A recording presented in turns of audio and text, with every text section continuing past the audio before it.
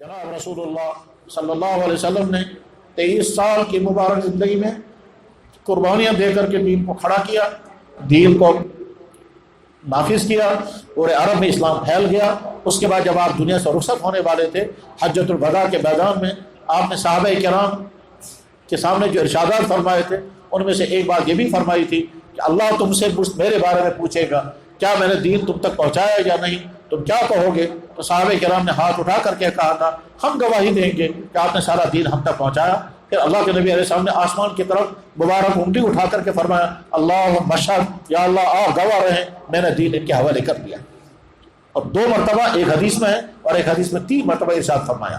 اس کے بعد فرمایا ایھا الناس، لوگو انی فرضتکم علی الحوض، میں تم سے پہلے جانے والا، یعنی اس میدان میں تم سے آخری ملاقات ہے۔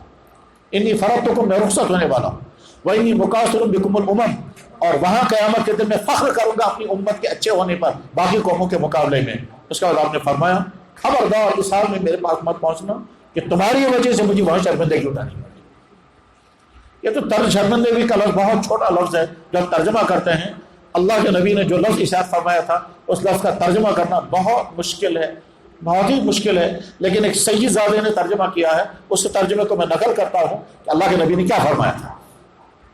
ہم اپنا ترجمہ نہیں کر سکتے اس جملے کا جو اللہ کے نبی نے فرمایا تھا۔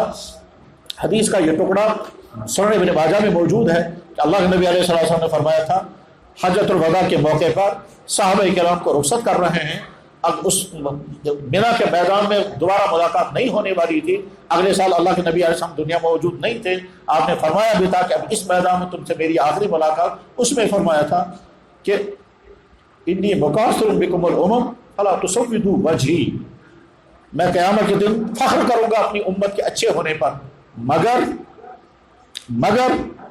پھر آپ نے فرمایا تم اس حال میں میرے پاس مت پہنچنا کہ تمہاری وجہ سے میرا چہرہ وہاں سیاہ ہو جائے۔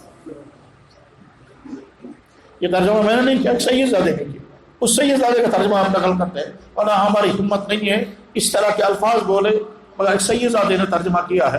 میرے بھائیوں، کیا ہم وہ زندگی گزاریں جس کے نتیجے میں اللہ کے نبی فرمایا کہ تم کیا لے کر آئے میرے پاس؟ عہد کر کے اٹھے انشاءاللہ ہم وہ والی زندگی گزاریں گے کہ جس زندگی کو لے کر کے جب اللہ کے نبی کی خدمت میں پہنچے قیامت کے دن تو اللہ کے نبی ہمیں گلے لگائیں۔